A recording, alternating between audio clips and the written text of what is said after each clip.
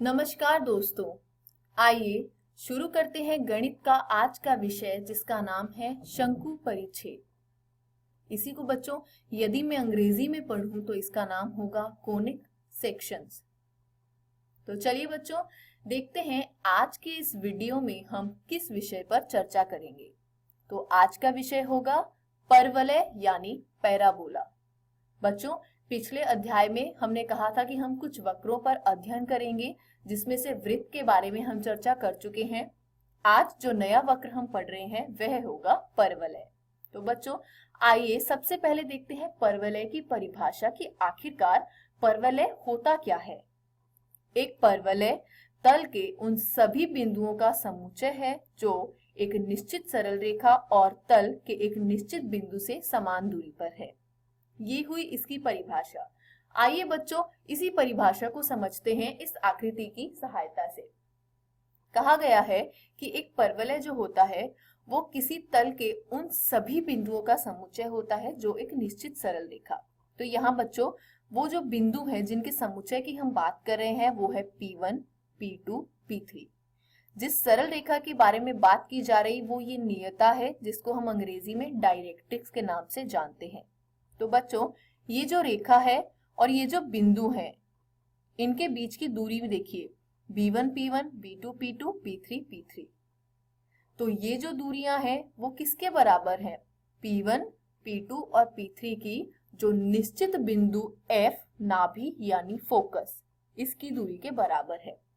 अब क्योंकि P3F बराबर है P3B3 के, P2F बराबर है P2B2 के, P1F बराबर है P1B1 के, तो जो परिभाषा है उसको ये सत्यापित कर रहा है।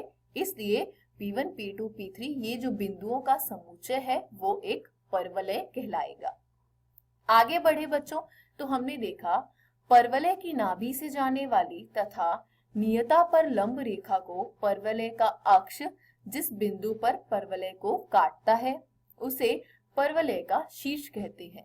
आइए बच्चों इसी को हम आकृति की सहायता से समझते हैं।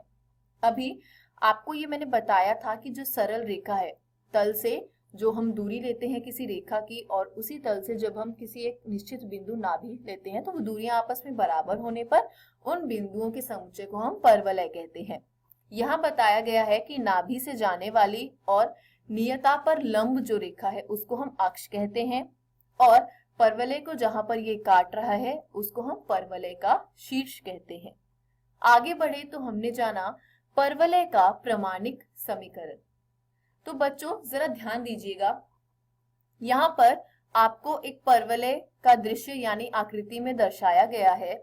यहाँ पर नाभि के जो निर्देशांक है वो A0 है, यानी ये जो बच्चों आप देख सकते हैं मूल बिंदु O पर आपका परवलय जो है वो शुरू हो रहा है। नाभि के निर्देशांक जो है A0 है, x अक्ष के धनात्मक दिशा की ओर बात की गई है और जो नियता है वो है x बराबर -a क्योंकि ये x डैश की तरफ है। तो जो यहाँ पे परवलय का प्रमाणिक समीकरण होगा वो होगा y² बराबर f(ax)। क्यों बच्चों? क्योंकि नाभि के निर्देशांक में a का मान धनात्मक है इसीलिए y² बराबर होगा 4ax के। ठीक उसी प्रकार यदि आप ये परवलय देखें जो बच्चों दूसरी स्थिति है तो जो नाभि के निर्देशांक है वो -a0 है, यानी वो x के ऋणात्मक दिशा की ओर है। निर्देशांक में -a आने के कारण जो नियता होगा, जो नियता यानी जो सरल रेखा है बच्चों वो हमेशा परवलय तल के दूसरी ओर होती है। यहाँ पर नियता x बराबर +a होगा, किंतु जो परवलय का प्रामाणिक समीकरण है उसका मान हो जाएगा y² बराबर -4ax। क्यों? क्योंकि f के निर्देशांक जो है वो ऋणात्मक है। आगे बढ़ेंगे तो बच्चों हम जानेंगे दो और प्रकार के परवलय। जैसा कि आप इसमें देखिए कि जो नाभि है वो है f और उसके निर्देशांक है 0a। यहाँ पर बच्चों जो आपका अक्ष लिया गया है वो y अक्ष की तरफ है और उसमें भी y अक्ष की धनात्मक दिशा की ओर है। यही कारण है कि जो इसकी नियता होगी वो इसके दूसरी ओर होगी y बराबर -a। बच्चों हमेशा ध्यान रखिएगा नाभि में यदि जो भी निर्देशांक है a वो अगर धनात्मक है तो नियता में उसी का मान ऋणात्मक होगा, किंतु यदि नाभि में वे जो मान है, नाभि का जो निर्देशांक है वो अगर ऋणात्मक हो तो दूसरी ओर जो नियता होगी वो धनात्मक होगी। बच्चों, वहां आपने जो समीकरण देखा परवलय का, उसमें हुआ था y स्क्वायर बराबर 4ax, यहाँ है x स्क्वायर बराबर 4ay।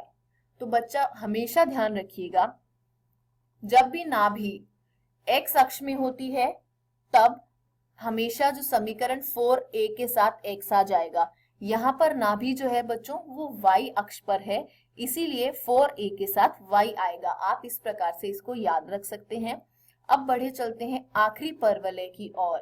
यहाँ पर नाभि जो है बच्चों उसके निर्देशांक 0 माइनस a है।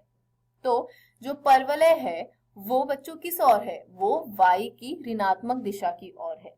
तो परवलय का समीकरण होगा x स्क्वायर बराबर -4ay।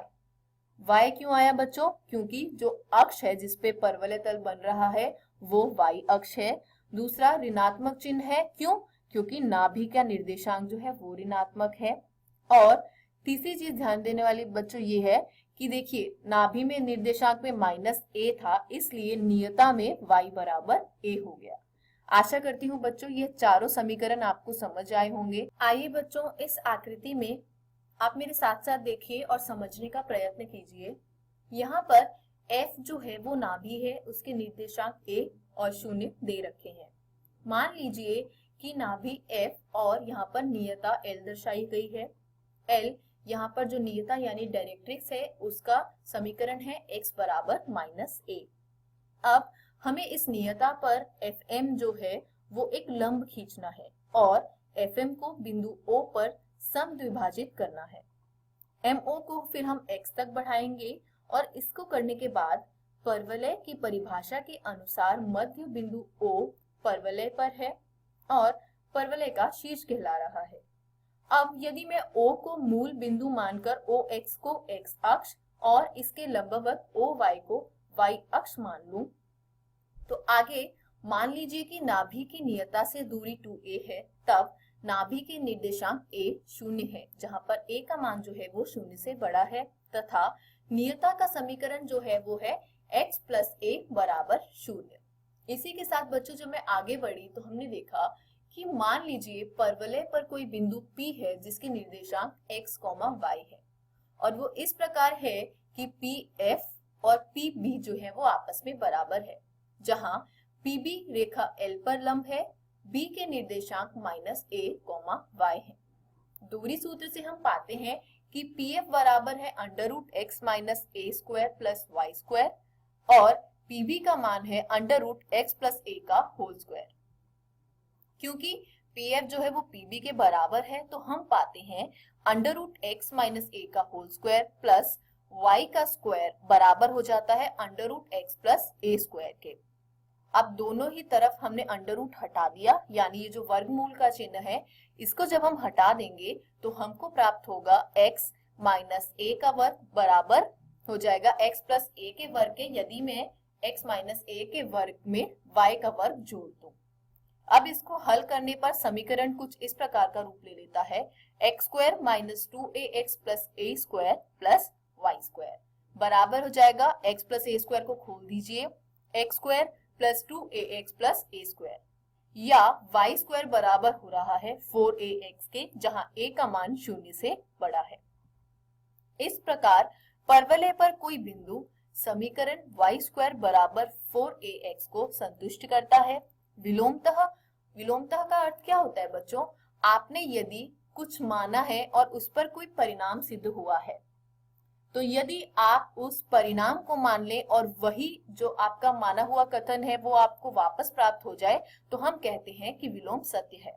तो हमने माना कि y स्क्वायर बराबर 4ax पर एक बिंदु है। अब PF का मान यहाँ पर दे रखा है √x माइनस a का होल स्क्वायर प्लस y का स्क्वायर, यानी वर्गमूल के अंदर x माइनस a का वर्ग जमा y का वर्ग।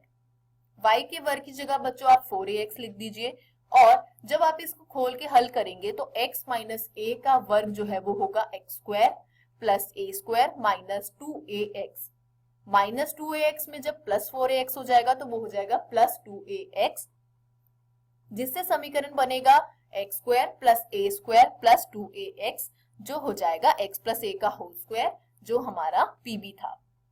इसलिए P यदि कोई बिंदु XY परवलय पर स्थित है तो ये जो हमने अभी संबंध सत्यापित किया उसका विलोम कथन भी सत्य होगा। इस प्रकार हमने सिद्ध किया कि एक परवलय जिसका शीर्ष मूल बिंदु पर नाभि A0 तथा नियता x बराबर -a।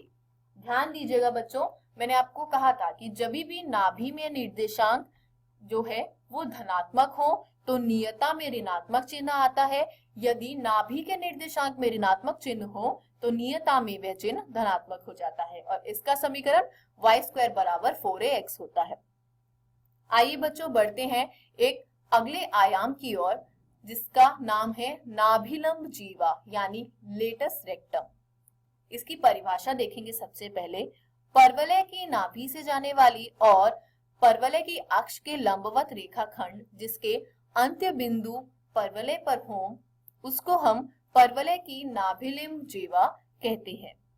आगे बढ़े तो बच्चों आप इस आकृति की सहायता से इस परिभाषा को समझ सकते हैं कि आपके सामने एक परवलय दिया गया है जहां पर नाभि भी दर्शाई गई है, नियता यहाँ पर नहीं दिखाई गई है, आप इसके वाम पक्ष की ओर दिखा सकते हैं।